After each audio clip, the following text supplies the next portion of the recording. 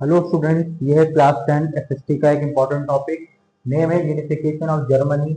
हमने unification of Italy के बारे में भी समझाया है। आज हम पढ़ते हैं यूनिफिकेशन ऑफ जर्मनी के बारे में। यूनिफिकेशन का बेसिकली मीनिंग होता है जोड़ना, जो चीज़ बिखरी हुई होती है उस चीज़ को जोड़ना।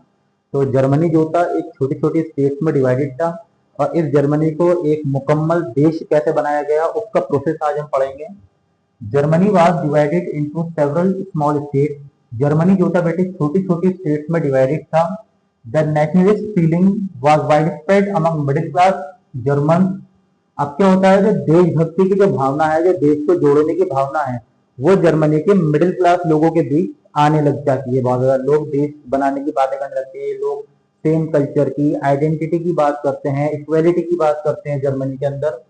इन 1848 में यहाँ के लिबरल्स ने पहले कोशिश की थी इसको यूनिफाई करने की, लेकिन यहाँ के जो राजा था और जो मिलिट्री थी वहां की, उन्होंने इनकी सोच को खत्म कर दिया था और इनकी जो भावना थी इनको दबा दिया गया था जर्मनी की एक करने की। ठीक है, उसके बाद क्या होता है, अब पर्शिया जो था सबसे बड़ा स्टेट था जर्मनी स्टेट का। तो पर्शिया से ही पर्शिया का चीफ मिनिस्टर जिसका नाम था ओटो वन बिस्मार्क, वो लीडरशिप लेता है और कहता है कि हम यूनिफिकेशन करेंगे जर्मनी का, हम यूनिफाई करेंगे जर्मनी को।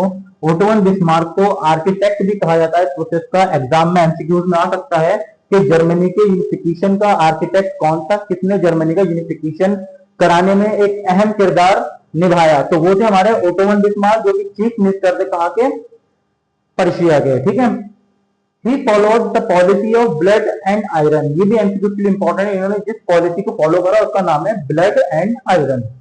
पर्शिया ने 3 देशों से लगातार वॉर करी, फ्रांस से, डेनमार्क से और ऑस्ट्रिया से, और इनको 7 सालों के अंदर हरा दिया।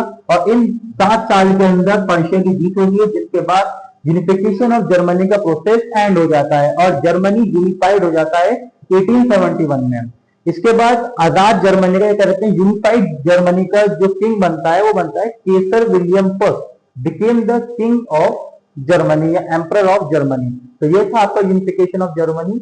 और हिस्ट्री के या एसएसटी के किसी भी चैप्टर के इंपॉर्टेंट टॉपिक पढ़ने के लिए हमारे चैनल को सब्सक्राइब करेंगे। बोर्ड एग्जाम में 5 मार्कर मोस्ट इंपॉर्टेंट सीबीएसई में है, और 6 मार्कर आपका यूपी बोर्ड में यूनिफिकेशन इटली और जर्मनी में से कोई ना कोई एक क्वेश्चन जरूर आता है आपका।